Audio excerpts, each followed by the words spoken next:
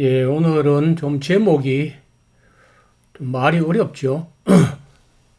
교정서신의 부정문장. 내가 제목을 해놓고 봐도 참 생소하고 낯설고 이상하고 어렵고 좀 그렇습니다. 그래도 무슨 쉽게 설명할게요. 교정서신이라는 것은 교회가 바로 안 나가고 잘못된 방향으로 간 그 교회를 좀 바로 잡으려고 교정하려고 한다. 그런 목적으로 편지를 쓰는데 그 안에서 인정하는 문장이 아니고 부정하는 문장. 뭘 부정하냐면요. 방언을 긍정하거나 인정하거나 하는 게 아니고 부정적으로 보는 문장이 있다는 겁니다.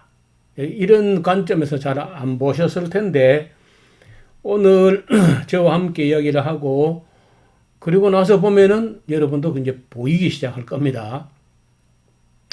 자, 이게 우리가 몸에 안 뵌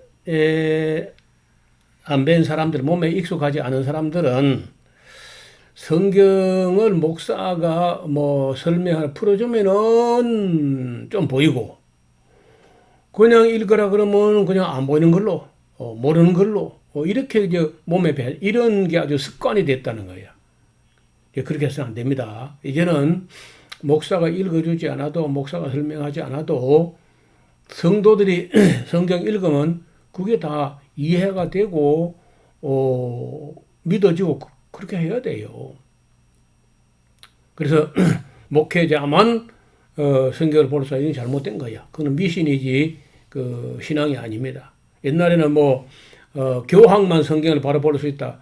그건 미신이거든요. 그건 신앙이 아니야.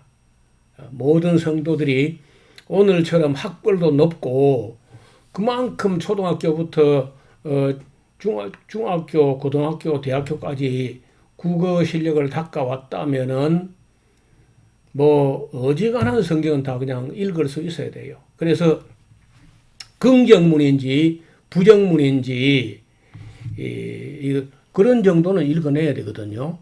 자, 조금 더 이야기를 해봅시다. 교정되어야 할 교회, 즉 교회가 잘못된 교회가 있거든요. 예나 지금이나 세상에서 한번 봐요. 세상에서 자기 교회 이름을 고린도 교회라고 짓는 교회 잘 없죠. 에베소 교회라고도 잘 안 지을 겁니다. 두아디라 교회도 잘 안 지어요. 갈라디아 교회도 잘 안 짓고 빌립보 교회라고 이름 짓지도 않고 사대 교회, 라오디키아 교회 이런 거 잘 안 지어요. 반면에 이제 혹 안디옥 교회, 서머나 교회, 빌라델피아 교회, 갈릴리 교회 이런 이름들은 교회가 사용하죠. 자기가 안디옥에 있지 않으면서도 안디옥 교회, 전주 안디옥 교회, 광주 안디옥 교회 하잖아요. 서머나 교회, 빌라델피아 교회, 갈릴리 교회 이런 것은 여러 교회 이름으로 사용합니다. 자, 그럼 고린도 교회 안에 많은 문제가 있었고 책망을 받은 교회였으며 교정 대상이 되는 교회였기 때문에 일반적으로 자기 교회 이름을 고린도 교회라고 잘 안 짓습니다. 고린도 교회 문제가 여러 개 있는 중에 가장 심각한 문제 몇 가지가 있는데 첫째는 알아들을 수 없는 방언이 문제였고 디도와 바울이 가서 없애버렸던 그 이상한 방언 문제 이게 큰 문제예요. 그리고 이제 고린도 교회를 어지럽게 했던 방언을 따라 하려는 것도 참 오늘 교회들도 이게 참 문제입니다. 사실대로 말해보자면은 오늘날 교회들 중에 방언을 하고 있는 교회들은요, 다 교정 대상이야. 바로 잡아야 돼요. 그냥 두면 안 됩니다. 방언을 한다고 자랑하는 자들이 있다든지, 환상을 본다든지, 계시를 받았다고 한다든지, 예언을 한다고 막 설쳐대는 사람이 있다면요, 반드시 지켜보고 교정돼야 돼. 잘못된 교회입니다. 이 다음에 이제 예언 문제도 한번 또 제가 예, 뭐 이야기 진행되는 거 봐가면서 한번 다루려고 하는데 예언은요 성경에 나오는 성경에 기록된 예언 외에는 믿으면 안 됩니다. 따라가도 안 되고 그런 예언을 해도 안 되고 그거는 예측이지 그건 예언이 아니야. 예언은 계시를 받아서 기록한 것이라 하는데 오늘날 어떤 사람이 계시를 받아 기록했다 손쳐도 다 대부분 가짜입니다. 그 믿을 이유도 없고 믿지 않아도 그런 점 가지고 책망받지는 않습니다. 지금까지 성경 외에 예언을 한 사람들 치고 그 예언이 적중하거나 맞았던 적은 없어요. 또 맞았다고 해도 따라가면 안 돼요. 왜냐면 귀신도 가끔 맞히거든요. 그런 거 따라가면 안 돼요. 우리가 알아야 할 일은 과거, 현재, 미래에 우리가 알아야 할 일은 이미 성경에 충분히 기록되어 있어요. 성경에 기록되지 않은 거는요, 몰라도 되고 모르는 게 더 좋을 수가 있어요. 그래서 성경에 예언을 안 한 겁니다. 따라서 예언을 한답시고 설쳐되는 것들은 막 거의 다 가짜다. 목사든지 누구든지 간에 가짜다 이래 봐도 괜찮아요. 그런 걸 믿을 이유는 없습니다. 웨스트민스터 신앙 고백이나 우리 장로 교리는 그런 거 영접하지 않습니다. 뭐 이상한 군소 교단이나 잘못된 이단 사입이나 이런 데서는 몰라도 지금 우리가 정상적인 교회에서는요 누가 예언한다 그러면 그거 믿으면 안 돼. 따라가도 안 되고. 자, 그래서 지금도 고린도 교회뿐 아니라 지금도 교정되어야 할 교회는 많이 있습니다. 자, 서신부터 조금 분류를 해보면 이렇습니다. 먼저 우리 그 신약 27권 중에 서신들이 대부분인데 교리 서신이 있어요. 로마서, 에베소, 골로새서, 요한일서 이런 거는 기독교의 중요한 교리를 담고 있어가지고 교리 서신이라 이렇게 말을 합니다. 그 다음에 교정 서신은 데살로니가 후서, 고린도전서, 후서, 갈라디아서, 빌립보서 이 교회에 심각한 문제가 있는 교회들이야. 그래서 이런 편지는요 교정 서신이 한다는 거예요. 격려 서신 지금 잘하고 있지만은 더 잘하고 계속 잘하자. 살전 배전. 통보 서신 곧 내가 방문하겠다. 북과 먹으로 잉크로 쓰기를 원치 아니하고 얼굴을 대면하여 만나가지고 이야기하자. 곧 방문한다. 이게 하겠다는 의사를 통보하는 정도의 서신이 요한 2서, 요한 3서. 경계 서신 이단 사이비가 이단자들이 설쳐되는데 조심해야 된다. 베드로 후서, 유다서. 당부 서신 개인적으로 부탁할 일이 딱 있어서 그 점을 콕 집어서 빌레몬이라는 목회자에게 바울이 쓴 빌레몬서 같은 서신이 당부 서신. 권면 서신 신앙이 좀 잘못돼 가고 있어요. 히브리서, 야고보서 이런 서신은 신앙적으로 좀 문제가 있다. 행함도 없는 죽은 믿음을 가지고 오직 믿습니다 이런 말을 한다든지 옛날 그 유대교로 돌아가려고 한다든지 이런 매우 잘못된 사람들인데 그 똑바로 믿으라. 권면하는 서신. 그 다음에 지도 서신 혹은 목회 서신이라고 하는데 선배가 후배에게 스승이 제자에게 지도하는 특히 교회에서 인사 문제 장로나 집사를 세울 때 극히 삼가고 조심하고 인선을 할 때 정말 잘 살펴봐야 된다. 그래서 디모데전서, 디모데후서, 디도서 같은 이런 서신을 우리가 보통 목회 서신이라고도 하고 지도 서신이라고도 해요.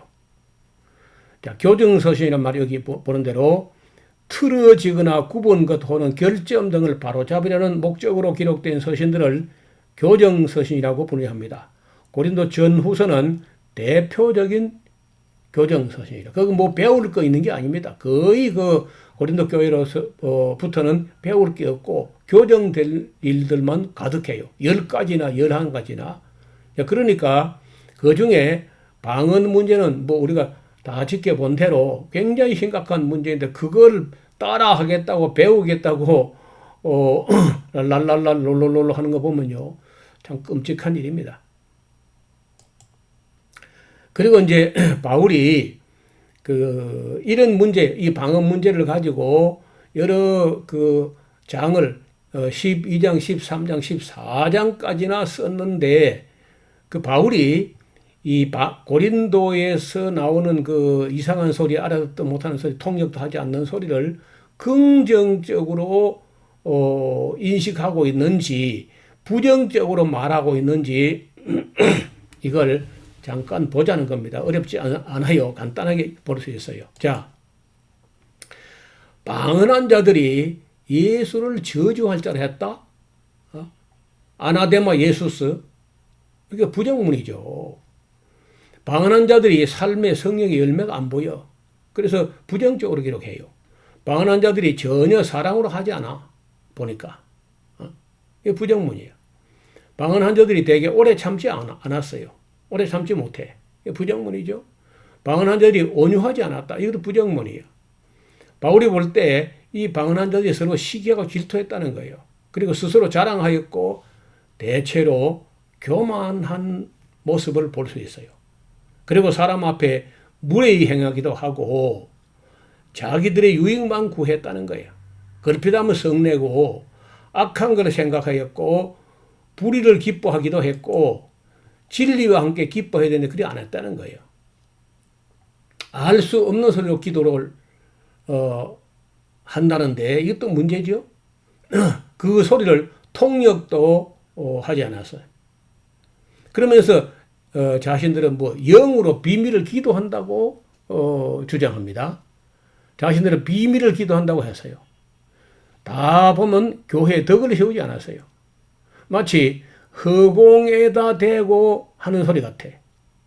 마치 야만인들처럼 막 떠들어대. 그리고 교회에서 질서를 지키지 않았어. 어떤 여자들이 나서고 있었어요. 그리고 바울을 사도로 인정하지 않았습니다.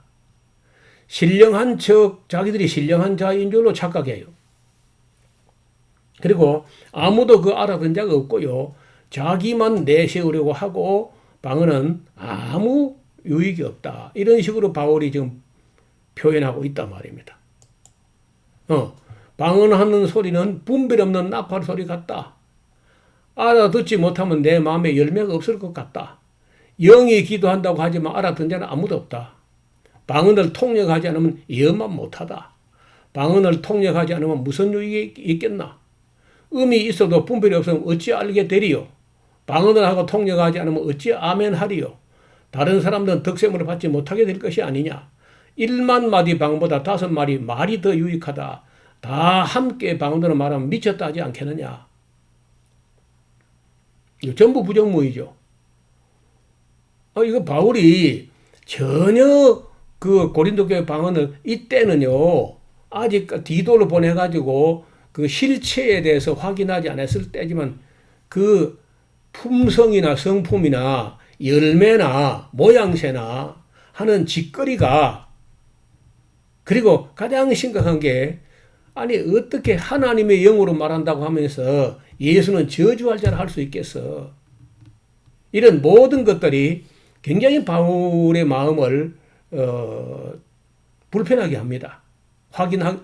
디도를 보내서 확인되기 전이라도 일단 제일 마음에 안 드는 게 아나데마 예수스라고 한다는 거예요. 뭐 나중에 지난번에 우리 본 대로 그런 디도를 보내 확인한 결과는 거짓 사도들이 침투해가지고 다른 예수를 전하고 다른 영을 받게 해가지고 다른 영으로 말하면서 아나데마 예수스, 우리가 믿는 예수를 저주할 자, 다른 예수를 전하는 놈들이니까 다른 예수를 전하는 사람들이기 때문에 우리가 믿는 예수님을 저주할 자라는 거예요. 왜? 나무에 달렸으니까. 여러분 고린도 전서 후서를 좀 제대로 연결해 가지고 성실하게 정직하게 정밀하게 공부하고 살펴본 사람들은요 전부 다 저와 같은 결론에 도달하게 됩니다. 에스라우스 저와 같이 동역하는 동역자 강사들은요 여기에 전혀 이견이 없습니다. 그래서 바울이 이 교정서신의 부정문 같은 걸 읽어낼 그 정도 실력이 안 되면요 아직은 성경 가르치거나 설교하면 안 돼. 이런 뭐 어렵지도 않은 이런 성경 이런 걸 갖다가 그 해석을 못하고 읽어내지 못하고 정밀하게 분석을 못한다고 하면서 무슨 설교나 무슨 강의를 한다는 거야. 그래서 저는 방언이 가짜라는 걸 분별하지 못할 정도의 실력이라면 참 목사로서 참 심각한 문제다. 이게 작은 문제가 아니야. 지엽적인 문제가 아니라는 거예요. 근본적인 문제고 본질적인 문제예요. 제가 주석들도 신약 주석들 여러 가지가 있는데 보면요. 대부분이 안 보인 거예요. 이 주석을 쓰는 사람들도 고린도 교회에 있었던 이 실체에 대해서 거짓 사도들이 무슨 짓 했는지, 거짓 사도들이 가서 교회에 덕을 끼쳤을까요? 이 교활한 일꾼들이 고린도 교회에 가서 무슨 악 영향을 끼쳐가지고 어떤 결과를 초래했었는지에 대해서 거의 연구가 안 돼 있더라고 보니까. 그러니까 서양 신학자들이 제대로 안 줄 알지만 아니야. 그런 대단한 실력이 있어 보이는데 그게 안 보인 거예요, 사람들이 어떻게.